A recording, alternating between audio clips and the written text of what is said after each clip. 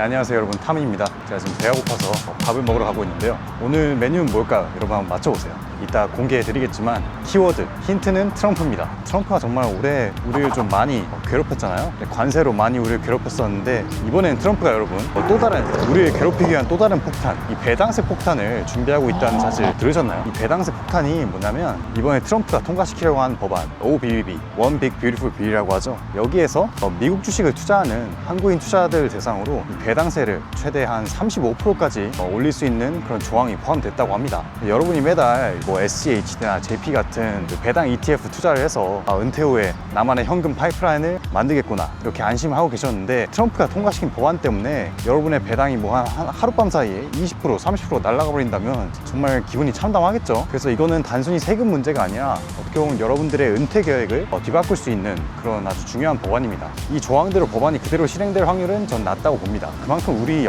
투자에 큰 영향을 끼치기 때문에 준비해서 나쁠 건 전혀 없다고 생각을 해요. 그래서 오늘 영상에선 세 가지를 크게 다룰 건데요. 첫 번째, 이 One Big Beautiful Bill이 어떤 법안인지, 그리고 두 번째, 실제로 통과 가능성이 얼마나 되는지, 그리고 세 번째, 통과가 된다면 우리가 어떻게 대응해야 되는지, 이런 부분들을 제가 한번 영상에서 다뤄보겠습니다. Mount is fine. Okay.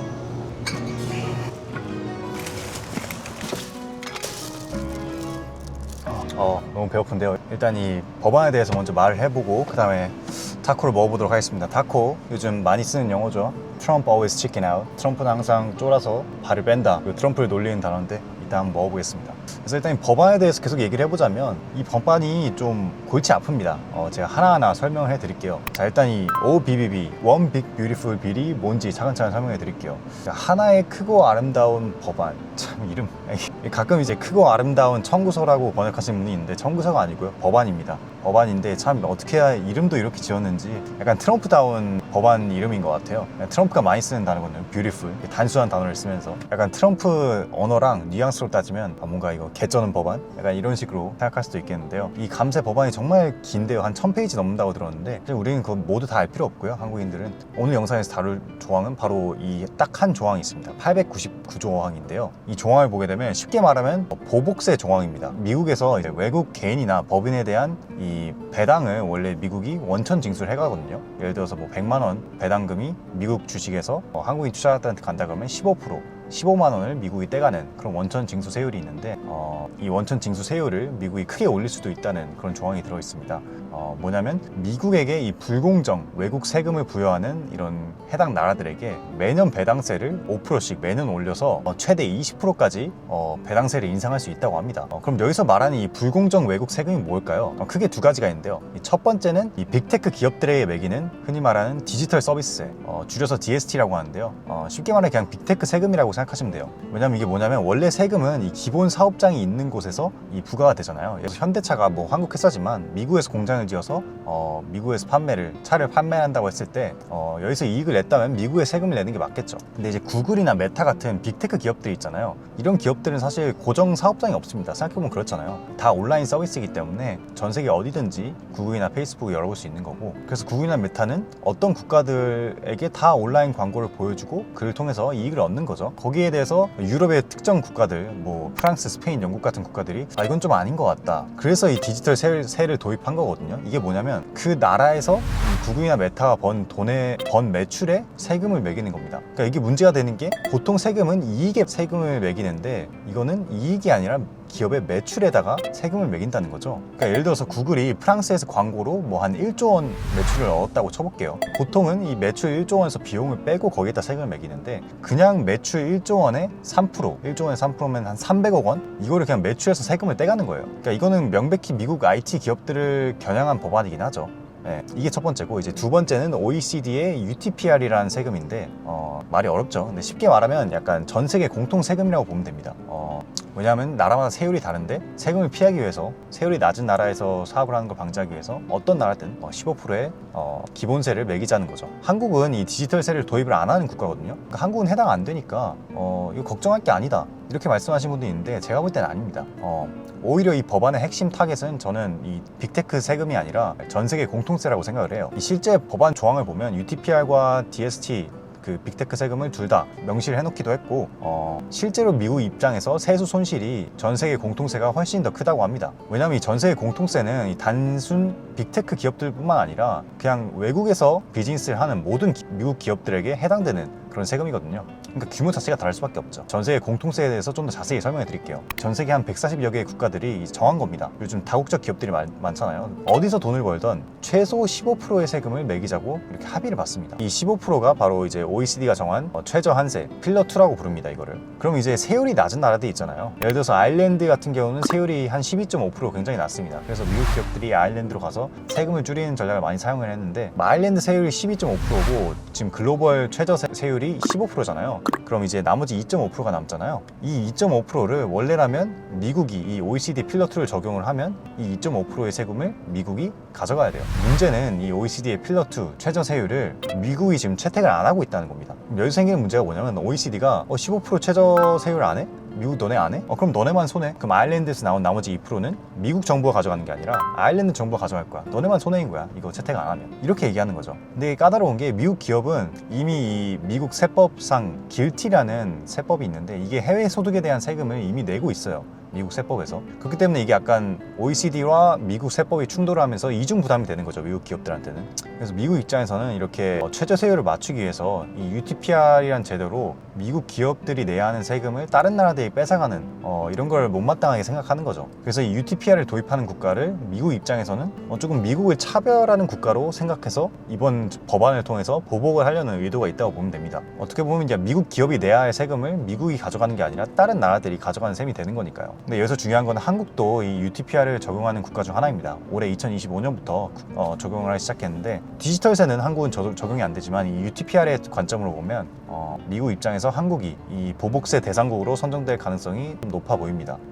왜냐하면 이 법안 자체가 UTPR을 불공정 외국 세금으로 규정하고 있기 때문이죠. 그래서 이게 만약 적용된다면 지금 현재 한국과 미국의 배당세 원천 징수가 15%인데 이거보다 더 올라갈 수 있는 겁니다. 20%가 상승하게 되면 35%까지 올라갈 수 있는 거죠. 만약 이게 시행이 된다면 매년 5%씩 인상한다고 하니까 15%에서 내년엔 20%, 그 다음엔 25%, 30%, 35% 이렇게 4년 동안 꾸준히 5%씩 단계별로 올라가는 거죠. 근데 이게 심지어는 정말 최악의 경우에는 35%가 아니라 최고 50%까지 올라갈 수 있다는 얘기도 나오고 있어요.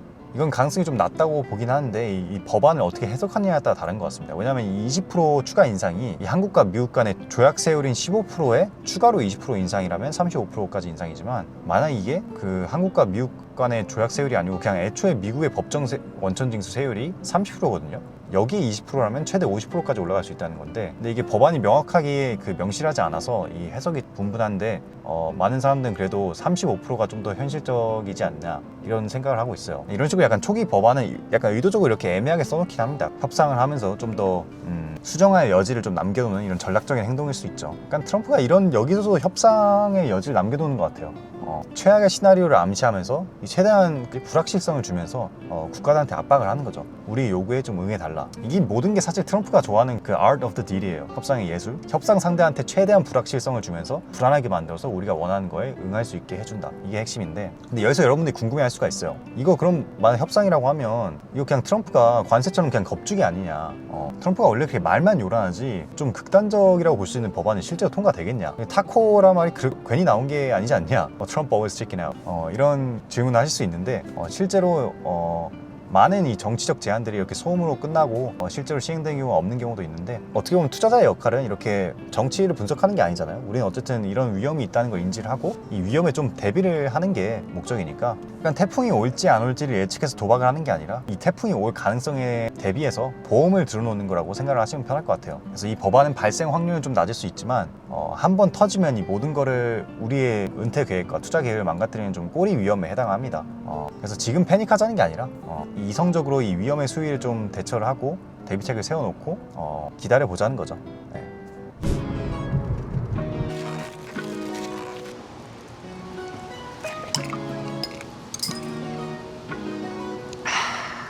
네, 그럼 여러분 사실 이게 그럼 궁금하실 텐데요. 실제로 이 법안이 통과될 가능성이 얼마나 될까요? 현재 상황을 정리해드리면 5월 22일에 미국 하원에서 이 법안이 아주 근소한 차이로 통과가 되긴 했습니다. 그럼 이제 상원에서 통과만 되면 되는 상황인데, 근데 이게 문제가 하원에서도 일부 공화당 의원들로부터 좀 반대가 있었거든요. 그 이유가 아무래도 이제 미국의 재정 적자를 많이 늘리는 그런 법안이다. 왜냐하면 세금을 깎는다는 것은 그만큼 세수가 줄어드는 거니까. 미국 상원에서 이게 통과가 되려면 총 100명 중에서 60명 이상이 되어야지만 민주당에서 필리버스터를 하는 걸 막으면서 통과를 시킬 수가 있습니다. 이미 공화당 내에서도 조금 반발이 있으니까 이걸 통과시킬 수 있는지 이거에 대한 의문이 좀 커지고 있습니다.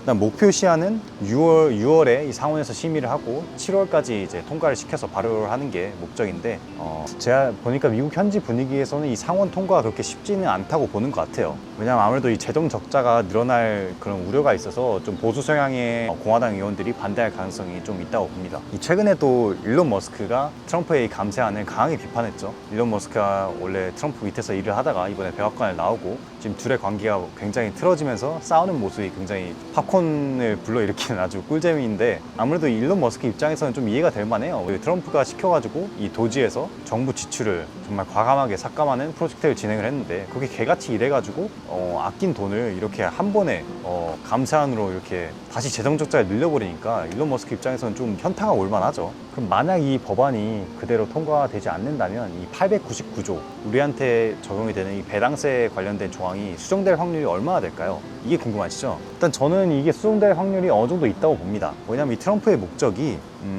미국 기업에 좀 불공정하다고 느껴지는 세금을 부과하는 국가들한테 보복을 하는 거란 말이죠. 그러면 이게 약간 관세 정책처럼 다른 국가들을 좀 압박하는 수단으로 넣은 게 아닌가 이런 생각도 듭니다. 그러니까 관세와 비슷한 효과를 노리는 거죠. 관세처럼 이 협상 카드의 가능성이 있다. 한 번에 20%를 올려서 35%를 만드는 게 아니라 이 단계별로 매년 5%씩 인상을 한단 말이죠. 그러니까 천천히 국가들한테 압박을 주면서 너네 우리 요구에 들어주지 않으면 여기 계속 세금이 올라갈 거야. 그러면서 협상에서 유리한 걸 따내려고 하는 트럼프의 목적이 있지 않을까 이렇게 생각을 합니다. 결국 만약 트럼프와 미국의 목적이 미국의 부당한 세금을 조금 줄이거나 없애는 게 목적이라면 어떻게 협상을 할 수 있을까요? 제가 봤을 때 이렇게 배째라 하고 이 899조항을 그대로 실행시켜서 다른 국가들한테 타격을 줄 수도 있지만, 이렇게 할 수도 있죠. 현재 미국 세법을 일부 수정해서 글로벌 최저세가 OECD 필러 2를 채택하지 않아서 이렇게 생기는 거잖아요. 그래서 미국 세법을 좀 바꿔서 우리가 OECD 너네가 원하는 만큼 비슷하게 최저 세금을 좀 낼 수 있게 좀 법안을 바꿔볼게. 그러니까 대신 우리가 이 OECD 필러 2를 채택하지 않아도 이 미국 우리가 고친 세법만으로 이거 비슷하다고 인정해줘. 이런 식으로 요구를 한 다음에 그걸 만약에 들어준다면 뭐 이런 보복세를 낮추거나 없앤다든지 이런 식으로 좀 절충안을 찾아갈 수 있다는 거죠. 그러니까 겉으로 이렇게 세게 나가면서 안에서는 좀 물밑 작업을 하면서 좀 절충안을 찾아 나가는 이제 트럼프식 협상 방식일 수도 있는데, 그럼 여기서 이런 질문이 또 나올 수가 있어요. 아니 어차피 그럼 협상용 카드라면 실제로 시행이 안 되니까 이거 걱정할 필요가 없는 거 아니냐. 근데 사실 이게 진짜 핵심을 찌르는 질문이긴 해요. 그렇기 때문에 사실 협상 카드이기 때문에 더 위험할 수가 있다. 저는 이렇게 말하고 싶습니다. 협상 카드가 효력을 가지려면 이 사람이 이걸 진짜 쓸 수 있다는 그런 믿음을 줘야 되거든요. 그러니까 예를 들면 이런 거죠. 누군가를 협박을 할 때 이 총알이 아무것도 없는 빈총으로 상대방 머리에 들이밀면서 너 내 말 안 들어주면 이거 바로 쏠 거야. 이러면 이거 들어주는 사람이 누가 있을까요? 없잖아요. 왜냐면 총알이 없으니까. 근데 만약에 총알을 한 발 놓고 딱 돌려가지고 상대의 머리에 딱 겨누면 이건 여기서부터 쫄리는 거죠. 내가 진짜 이걸 쏠 수도 있다는 위험을 내가 느끼니까. 그래서 사실 이렇게 협상 카드로 위협을 주려면 내가 진짜 이거를 할 수도 있다. 이런 가능성을 상대방의 머릿속에 심어놔야 된다는 거죠. 이게 트럼프의 협상 전략인데, 지난 4월에도 트럼프의 관세 정책 한번 돌이켜보면 트럼프가 실제로 이 무지막지한 관세를 실제로 때렸죠. 그게 며칠 동안 치료가 되니까 그때부터 이제 다른 국가들한테 연락이 오고 결국 거기서부터 한 발 물러난 그 모습을 보여주면서 90일 유예를 때린 건데, 이 법안도 비슷한 방식으로 흘러갈 수도 있지 않을까 생각을 합니다. 만약 이게 영구적으로 시행되지 않더라도 뭔가 협상에서 유리한 고지를 차지하기 위해서 단기적이지만 좀 고통스러운 충격 요법을 때릴 수도 있다, 트럼프가. 뭐 한 달 아니면 1년 동안 이 높은 배당세가 시행이 되고 만약 여기서 좀 협의가 일어난다면 이게 좀 법안을 바꿔나갈 수 있는, 그럼 이제 정말 안 좋은 경우에 우리 포트폴리오는 그 협상 기간에 단기적 충격을 맞을 수도 있다는 거죠. 그래서 협상 카드라고 무작정 무시하면 안 되는 거고요. 제가 봤을 때는 이 실제로 시행될 확률을 그래도 염두는 해두는 게 좋다. 이거 타코 식는데 일단 하던 말은 끝내야지. 네. 그럼 실제로 이 법안이 만약 통과가 된다면 우리 투자금에는 어떤 영향을 미칠까요? 이거에 사실 여러분들 많이 궁금하시잖아요. 제가 계좌 유형별로 설명을 해드릴게요. 배당주 투자를 많이 하시는 분들은 일반 계좌에서 미국 직투를 하시는 분들도 계실 거고, ISA 계좌를 활용하시는 분도 계실 거고, 연금저축 계좌 를 활용하시는 분도 계실 겁니다. 일단 직투부터 얘기를 해보면, 일반 계좌에서 우리가 해외에서 배당을 받으면 이 외국 납부 세액 공제라는 걸 받을 수 있잖아요. 그러니까 예를 들어서 미국에서 배당을 받을 때 미국에서 원천 징수를 해간단 말이에요. 지금은 이제 15%인데 미국에서 떼간 15%를 우리가 한국에서 이중 과세를 받지 않기 위해서 15%만큼 세액 공제를 받을 수가 있습니다. 근데 여기서 중요한 게 이 공제 한도가 미국에서 낸 세금만큼 받을 수 있는 게 아니라 한국의 배당 세율까지만 공제를 받을 수가 있어요. 그러니까 한국 같은 경우는 배당 세율이 지방세까지 합치면 15.4%니까 내가 미국에서 얼만큼 배당세를 뜯기든 15.4%만큼밖에 공제를 못 받는 겁니다. 그럼 이게 무슨 말이냐? 만약 우리가 15% 원청징수 배당세가 35%까지 이렇게 올라가게 되면 우린 나머지 거의 한 20% 정도를 공제를 받지 못하고 뜯기게 되는 거죠, 미국한테. 확실히 부담이 많이 되긴 합니다, 이게 만약 시행이 된다면. 근데 여기서 절세 계좌는 좀 다릅니다. ISA 계좌를 보게 되면요, 이게 올해 초에 좀 논란이 많이 있었죠, 이중과세 문제로. 미국이 떼간 배당 15%를 원래는 국세청이 환급을 해주는 제도가 있었는데, 이거를 폐지하면서 ISA 계좌에서는 15%를 미국한테도 뜯기고, 계좌를 해지할 때 비과세를 빼고 9.9%까지 세금을 내니까 이중과세 논란이 많이 있었는데, 그래서 ISA 같은 경우는 해결책이 나왔습니다. 새 크레딧을 도입을 해서 미국에서 원천 징수되는 세금만큼 크레딧으로 나중에 ISA를 해지할 때 세금을 깎아주겠다, 이런 정책인데요. 근데 이거를 실제로 미국에서 원천 징수되는 세금만큼이 아니라 편의상으로 해외 펀드는 다 14%로 고정을 했어요. 그러니까 이게 무슨 말이냐면, 실제로 이 법안이 만약 트럼프의 법안이 실행이 되면 35%까지 원천 징수가 될 수도 있는데 세금을 공제받을 수 있는 거는 14%까지밖에 안 된다는 거죠, 현재 법안대로라면. 그리고 또 문제는 이제 크레딧으로 세금을 깎는 게 그 ISA 해제를 할 때 실제 내야 되는 세금만큼만 깎을 수 있습니다. 그러니까 이게 무슨 말이냐면, ISA 해제할 때 비과세 200만 원을 빼고 9.9%의 세금을 매기잖아요. 만약 ISA 해제를 할 때 총 손익통산이 한 500만 원이었다면 200만 원 비과세를 빼죠. 300만 원에서 9.9%의 세금을 매기면 얼마예요? 한 30만 원 되잖아요. 그러면 미국 배당세로 얼마를 뜯겼든 30만 원까지밖에 공제를 못 받는 겁니다. 왜냐면 애초에 그 리밋이 30만 원밖에 안 되기 때문이죠. 그럼 만약에 미국 배당세로 예를 들어서 난 100만 원을 뜯겼어. 근데 30만 원까지 공제를 못 받으면 나머지 70만 원은 그냥 우리의 부담이라는 거죠. 그리고 마지막 세 번째는 이제 연금 계좌인데,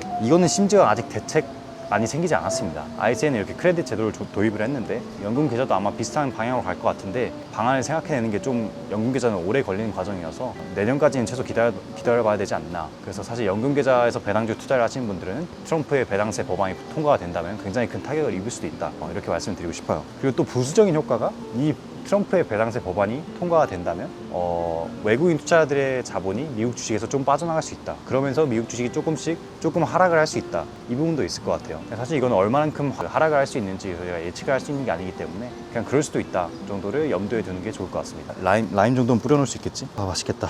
밥 빨리 먹어야지. 자, 그럼 이제 우리는 어떻게 대응을 해야 될까요? 사실 정말 현실적으로 우리는 좀 지켜보는 거 말고 지금 할 수 있는 게 많이 없습니다. 그러니까 예를 들어서 이런 거예요. 내가 뭐 자주 사 먹는 과자 이런 게 있는데, 이 과자 가격이 일주일 후에 뭐 한 2배 정도 올린대, 마트에서. 사실 이거 내가 뭐 할 수 있는 게 없잖아요. 뭐 물론 많이 사재기를 할 수 있겠지만 그건 좀 사는 데는 한계가 있고 좀 기다릴 수밖에 없는 상황인데, 이게 사실 실제로 시행된다면 바로 시행되지 않고 아무래도 유예기간이 좀 있고 법안이 통과되고 실행이 될 때까지는 한 내년 정도 시간이 있기 때문에 조금 우리가 지켜보면서 대책을 세울 시간 충분히 있습니다. 그리고 첫 해에는 5%만 올라가서 15%에서 20% 올라가는 거기 때문에 정말 최악은 아니죠. 근데 이게 만약 이걸 진짜 시행이 되고 이게 계속 유지될 것 같다, 장기화될 기미가 보인다, 그러면 이제 여러분들 포트폴리오에서 배당주나 배당 ETF를 좀 줄이고 뭐 S&P 500이나 나스닥 같이 장기적으로 성장을 해갈 수 있는 그런 종목들로 비중을 높이는 방법도 생각해 볼 수 있겠습니다. 뭐 이게 무슨 해결책이냐, 이렇게 실망하신 분도 있을 것 같은데 한번 들어보세요. 여기서 우리가 좀 다시 생각해 볼 필요가 있는 게, 저는 이제 좀 배당에 연연하지 않고 이 투자금, 시드 자체를 키워가는 그런 투자를 말하는 겁니다.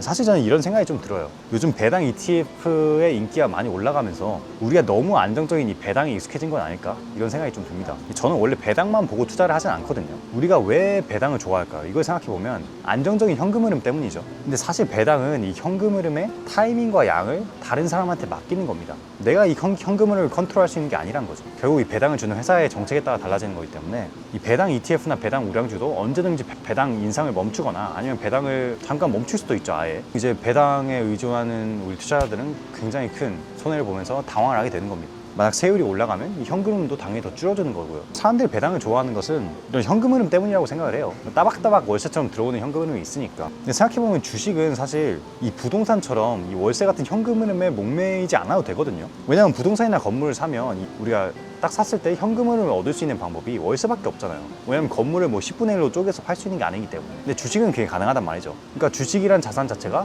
현금 흐름을 내가 원하면 언제든지 만들 수 있다. 굳이 배당에 의존하지 않아도 된다. 이게 제 생각입니다. 그러니까 다른 사람이 나에게 정해주는 배당이라는 현금 흐름보다 내가 원하는 만큼 내가 원하는 때에 내가 컨트롤하는 현금 흐름을 받자는 거예요. 이게 바로 제가 추구하는 셀프 배당이라는 방법인데, 쉽게 말하면 이런 겁니다. 내가 가진 주식의 아주 작은 부분을 매도를 해서 이 현금 흐름을 배당처럼 받는 거죠. 인출을 하는 겁니다. ATM에서 인출하듯이. 근데 저는 아직 투자 초기 단계이기 때문에 이 시드를 키우는 데 집중하고 있지만, 저도 나중에 시드가 커지면 배당을 받고 싶겠죠. 이 현금 흐름을. 대신 이 남이 주는 배당이 아니라 제가 직접 컨트롤할 수 있는 셀프 배당금을 주는 겁니다. 여기서 또 이런 질문이 나올 수도 있어요. 뭐 결국 해결책이라는 거 셀프 배당은 그냥 주식을 파는 거잖아. 그럼 양도소득세 22% 내야 되는데 그럼 뭐 배보다 배꼽이 큰 거 아니냐, 이렇게 얘기할 수 있는데 좋은 지적입니다. 근데 당연히 양도소득세가 발생을 하죠. 근데 여기서 우린 두 가지를 크게 따져봐야 되는데, 첫 번째는 이제 통제권인데, 이 배당세는 분기마다 내 의지와 상관없이 기업이 배당을 줄 때 강제로 이 원천 징수가 되는데, 양도소득세는 오히려 내가 팔 때만 이 세금이 발생한단 말이죠. 세금 납부의 시점을 내가 원하는 만큼 컨트롤할 수 있습니다. 그게 아주 중요한 포인트 중 하나고, 두 번째는 이 세금의 절대 금액입니다. 사실 15%의 배당세는 배당금 전체에 부과가 되지만, 생각해보면 이 22%의 양도세는 이 수익이 난 부분에만 부과가 돼요. 그러니까 매도가에서 원가를 뺀 그 차익에만 부과가 된다는 거죠. 그래서 경우에 따라서 이 최종세 부담은 이 22%의 양도세가 15%의 배당세보다 오히려 작을 수도 있어요. 그러니까 예를 들어 볼게요. 500만 원을 여러분이 배당을 받았다고 쳐봅시다. 그럼 15%의 배당세가 떼이면 얼마예요? 75만 원이잖아요. 근데 만약 여러분이 똑같은 방식으로 500만 원의 현금을 얻고 싶다. 그럼 내가 500만 원어치 주식을 매도를 했어. 근데 만약 이 주식의 원가가 250만 원이었어. 그럼 매매 차익이 250만 원이잖아요. 그럼 이 250만 원에 양도세율 22%를 적용하면 얼마입니까? 한 55만 원이에요. 그러면 분명 배당세는 15%인데 75만 원의 세금을 내게 되고, 매도를 하게 되면 오히려 55만 원, 약 20만 원의 세금을 절약할 수 있는 거죠. 상황에 따라 물론 다르긴 합니다만, 그러니까 무작정 22%라고 더 높은 세금을 내는 건 아니다. 이걸 말씀드리고 싶은 거예요. 그래서 제가 말씀드리고 싶은 건 사실 배당주를 아예 버리자 이런 게 아니라, 좀 관점을 바꿔서 한번 해볼 필요도 있지 않나, 이 말입니다. 이 셀프 배당이 결국 이 타이밍과 금액을 내가 좀 정할 수 있고, 세금이 오히려 적게 들 수도 있기 때문에 무작정 배당주만 고집할 필요는 없을 것 같다. 어떤 분들은 뭐 그럴 수도 있죠. 너가 아직 어려서 지금은 시대를 키우고 있지만 나중에 나이가 들면 배당 같은 안정적인 현금 흐름이 최고다, 이렇게 말씀하실 수도 있는데, 저도 인정합니다. 근데 이렇게 정말 나는 배당 아니면 불안하다, 이런 분들은 사실 배당주 투자를 하시는 게 좋아요. 내가 진짜 마음이 편한 그런 투자 전략을 선택하는 게 중요하거든요. 물론 저도 이제 나중에 생각이 바뀔 수 있죠. 현재는 저는 성장 위주로 시드를 키우는 데 집중할 예정입니다. 그리고 나중에 제가 직접 정말 현금을 원하면, 시대가 커졌을 때 직접 매도를 해서 꼭 배당주뿐만 아니라 직접 매도를 하는 셀프 배당으로 현금 흐름을 받을 수도 있다는 거죠. 그래서 이게 어떻게 보면 셀프 배당이라는 게 정말 좀 추상적이고 명확한 솔루션은 아니지만, 여러분이 배당 투자에 대해서 다시 한번 좀 생각해보는 기회가 됐으면 합니다. 이 셀프 배당에 대해서는 좀 더 자세하게 제가 추후 영상에서 다뤄보도록 할게요. 이게 진짜 먹을 수 있는 건가? 자 여러분, 그래서 오늘 영상에서는 저 일단 밥을 빨리 먹고 싶어서 마무리를 해보도록 하겠습니다. 오늘 영상에서는 세 가지를 크게 다뤄봤는데요. 이 트럼프의 보복세가 어떤 법안인지, 그리고 이 법안이 실제 시행될 가능성이 얼마나 있는지, 실제 시행된다면 어떤 식으로 대처를 해야 되는지, 이거에 대해서 알아봤습니다. 사실 이 세금은 우리가 투자하면서 무시할 수 없는 부분이에요. 이 절대적인 수익률에 영향을 주는 부분이니까. 근데 사실 그래도 어쨌든 세금보다 진짜 중요한 것은 투자의 본질이라고 생각을 합니다. 어떤 자산군의 수익률이 좋을지, 어떤 기업의 주식들이 높은 수익률을 내줄지, 이 제도에 크게 영향을 받지 않고 꾸준히 돈을 벌어다 줄 수 있는 그런 투자 전략이 뭔지, 이런 걸 고민하는 게 더 중요하다고 생각을 합니다. 그래서 오늘 다룬 법안이 여러분의 투자에 얼마나 큰 영향을 미칠지는 아직 미지수긴 합니다. 이런 뉴스들을 통해서 우리가 좀 배울 수 있는 거는 명확하긴 해요. 우리 외부의 환경, 이 제도적 변화에 너무 의존하지 말고 나만의 투자 철학과 전략을 단단하게 세워두는 게 그 어느 때보다 더 중요하다. 저는 이 말씀을 드리고 싶습니다. 여러분은 이 트럼프의 배당세 폭탄, 이 법안에 대해서 어떻게 생각하는지 댓글로 한번 남겨주세요. 그리고 여러분들이 배당 투자를 하신다면 어떤 식으로 대응을 하실 건지, 집단 지성을 발휘해서 다른 분들한테 좀 아이디어도 나누면서 도와가는 그런 커뮤니티가 됐으면 합니다. 그럼 이제 저는 타코 좀 먹어야겠어요. 너무 배고파가지고. 다음 영상에도 재밌는 투자 이야기로 찾아뵙도록 하겠습니다. 오늘 영상도 시청해주셔서 감사합니다. 다음 영상에서 뵐게요. 안녕.